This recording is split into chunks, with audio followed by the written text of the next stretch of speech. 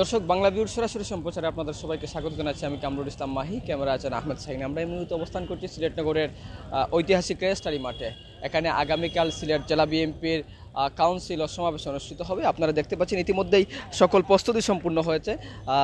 সিলেট মহানগর আওয়ামী লীগের নেতৃবৃন্দ মাঠ পরিদর্শন করছেন এবং এখানে বিএনপির চেয়ারপারসনের উপদেষ্টা খন্দকার আব্দুল মুক্তাদির তিনিও এখানে মাঠ পরিদর্শনে এসেছেন। আমরা একটু দেখানোর চেষ্টা করছি সিলেটের আগামীকাল সিলেট জেলা ও মহানগর বিএনপির যে সম্মেলন রয়েছে সেটির মাঠ পরিদর্শন করছেন বিএনপির চেয়ারপারসনের উপদেষ্টা খন্দকার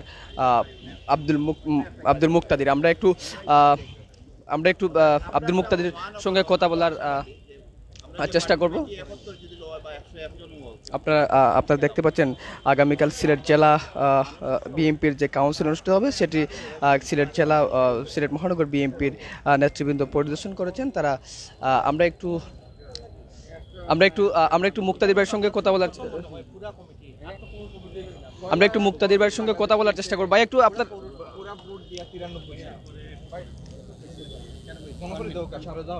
ভাই একটু কথা বলতে চাই। আপনারা আগামীকালকে সম্মেলন কেমন দেখছেন প্রস্তুতি, বা নেতাকর্মীদের তৃণমূলের আশা আকাঙ্ক্ষা কেমন, আর আপনাদের সার্বিক প্রস্তুতি নিয়ে একটু বলবেন। প্রস্তুতি দেখার উদ্দেশ্যে এখানে আসা। আমরা তো কিছুক্ষণ পরে মাঠে আসি, সার্বিক কার্যক্রম আমরা চেষ্টা করছি যতটুকু সম্ভব নজরে রাখার। আমাদের নেতাকর্মীদের মধ্যে তো উৎসাহ আছেই, এবং বিএনপি তৃণমূলের মতামতের ভিত্তিতে নেতৃত্ব নির্বাচিত হবে এই উৎসাহে সমগ্র সিলেটবাসী উৎসাহিত। তো এটি সারা দেশের মানুষের মধ্যে একটি দৃষ্টান্ত স্থাপন করবে। যে মুহূর্তে দেশের মধ্যে কোনো নির্বাচন নাই, জনমতের প্রতিফলনের কোনো সুযোগ নাই, সেখানে সর্ববৃহৎ রাজনৈতিক দল বাংলাদেশ জাতীয়তাবাদী দল তার জেলার নেতৃত্ব নির্বাচন করবে তৃণমূলের মতের ভিত্তিতে। এটি আমাদের নেতা ভারপ্রাপ্ত চেয়ারম্যান তারেক রহমান সাহেব আজকে থেকে 15-16 বছর আগে যে তৃণমূলের নেতৃত্ব নিয়ে তৃণমূল সম্মেলন শুরু করেছিলেন, তারই ধারাবাহিকতায়, যদিও মাঝখানে এটির ছেদ পড়েছে বিভিন্ন পারিপার্শ্বিক কারণে, তারই ধারাবাহিকতায় তারই এই স্বপ্নের প্রকল্পের বাস্তবায়ন হচ্ছে যে সমগ্র কাউন্সিলটি হবে সমগ্র কাউন্সিলরদের ভোটের ভিত্তিতে নেতৃত্ব নির্বাচিত হবে। আমরা এই ব্যাপারে আগামী কালকের সম্মেলনের সফলতার ব্যাপারে শতভাগ আশাবাদী, এবং সমগ্র সিলেটবাসী এই ব্যাপারে বিপুলভাবে উৎসাহিত। একদিন আগে সম্মেলন স্থগিত হয়েছিল এবং স্থান পরিবর্তন হয়েছে, কোনো সম্ভাবনা আছে কি না? না, সম্মেলন স্থগিত হয়েছে অন্য কোনো কারণে না। ভোটার বিভিন্ন কমিটি, যেটি উপজেলা, আমাদের 13টি উপজেলার 5টি পৌরসহ মোট 18টি ইউনিট, এই ভোটার লিস্টটি শেষ মুহূর্তে প্রকাশিত হওয়ার কারণে যেখানে পদ প্রত্যাশী, নেতৃত্ব প্রত্যাশী যারা, তাদের পক্ষে প্রচারণার পর্যাপ্ত সুযোগ ছিল না। তাদেরকে সেই সুযোগ করে দেওয়ার জন্যই কাউন্সিলটি পেছানো হয়েছে, এবং মোটে 1 সপ্তাহ পেছানো হয়েছে। সুতরাং এটি কাউন্সিলটি সফলভাবে সম্পাদনের প্রক্রিয়া ভালোভাবে সম্পন্ন করার অংশ হিসাবেই পেছানো, অন্য কোনো কারণে না। দর্শক, আপনারা শুনছিলেন সিলেট 1 আসনের সাবেক যিনি সংসদ বিএনপি থেকে সংসদ সদস্য প্রার্থী ছিলেন, বিএনপির চেয়ারপারসনের উপদেষ্টা খন্দকার আব্দুল মুক্তাদির। তিনি বলছিলেন যে তাদের সার্বিক পরিস্থিতি তারা পরিদর্শন করেছেন মাঠ। আগামীকাল বিএনপির মহাসচিব মির্জা ফখরুল ইসলাম আলমগীর এইখানে আসবেন, এবং সার্বিক সব মিলিয়ে তাদের প্রস্তুতির যে ব্যাপার ছিল সেই প্রস্তুতি কিন্তু বলা চলে একেবারেই প্রস্তুতি হচ্ছে। আমরা একটু কথা বলার চেষ্টা করবো সিলেট মহানগর বিএনপির যুগ্ম আহ্বায়ক এমদাদ ভাইয়ের সঙ্গে কথা বলার চেষ্টা করবো। আপনারা তো মাঠ পরিদর্শন করলেন, আপনারা কেমন দেখছেন সার্বিক পরিস্থিতি, যদি একটু বলেন। আসলে বাংলাদেশের সর্ববৃহৎ দল হচ্ছে বাংলাদেশ জাতীয়তাবাদী দল, এটা জনগণের দল। এই দলের মধ্যে গণতন্ত্র আজকে নতুন কিছু নয়। এই গণতন্ত্র শহীদ প্রেসিডেন্ট জিয়াউর রহমান 1919 সালে দেখিয়েছেন। এই গণতন্ত্র আমাদের দেশমাতা বেগম খালেদা জিয়া 91-তে দেখিয়েছেন, 2001 সালে দেখিয়েছেন।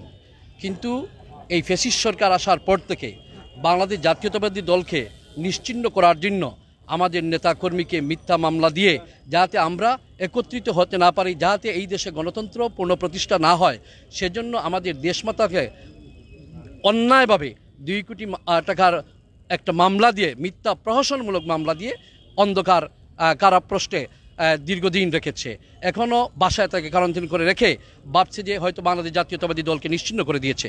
কিন্তু বাংলাদেশ জাতীয়তাবাদী দলের ভিত্তি হচ্ছে তৃণমূল।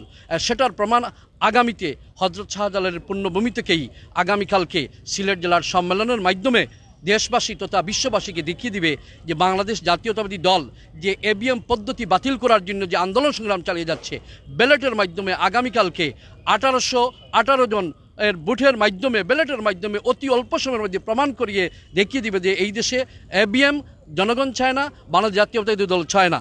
এবং আগামীতে ইনশাল্লাহ বাংলাদেশ জাতীয়তাবাদী দল ক্ষমতায় আসার জন্য যে সকল প্রোগ্রাম দিবে, জনগণকে সম্পৃক্ত করে এই প্রোগ্রাম দিবে, এই জনগণের সম্পৃক্ততার মাধ্যমেই এই ফ্যাসিস্ট সরকারের অবসান ঘটিয়ে আগামীতে বাংলাদেশের জনগণের সরকার প্রতিষ্ঠিত হবে।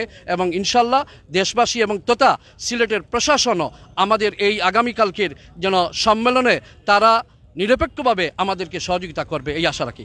আমরা একটু সিলেট মহানগরের পঙ্কি ভাইয়ের সঙ্গে কথা বলার চেষ্টা করব। প্রশাসনের দিক থেকে আপনাদের কোনো চাপ আছে কিনা, বা প্রশাসনের আপনার সঙ্গে কথা হয়েছে কিনা? না, প্রশাসনের কাছ থেকে আমাদের উপরে কোনো নেই, চাপ নেই। আর যা কথাবার্তা হয় যে কি শান্তি শৃঙ্খলা বজায় রাখার জন্য ডিসিপ্লিনটা যাতে থাকে, এইটাই কথা হয়, আর বেশি কিছু না।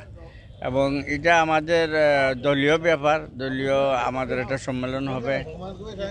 এই সম্মেলনে আমরা ভোটাভুটির মাধ্যমে আমাদের দলীয় নেতা এখানে নির্বাচিত হবে, একটা সুন্দর নেতৃত্ব বেরিয়ে আসবে সিলেট থেকে।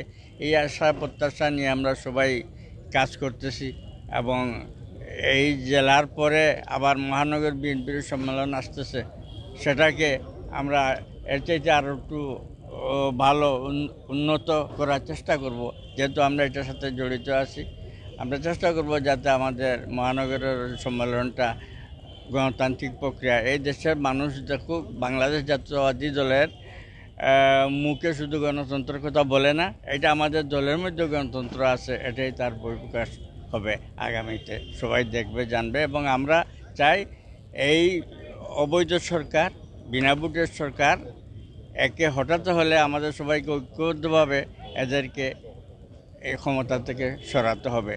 তো আমরা সবাই ঐক্যবদ্ধ হয়ে যখন রাস্তায় নামবো, নামা শুরু হয়েছে, তখন আর এরা এই সরকার পালাবার পথ খুঁজে পাবে না, আমরা এটা বিশ্বাস করি। আমরা একটু নাসিম ভাইয়ের সঙ্গে কথা বলার চেষ্টা করব। তিনি সিলেট মহানগর বিএনপির দীর্ঘদিন নেতৃত্বে ছিলেন।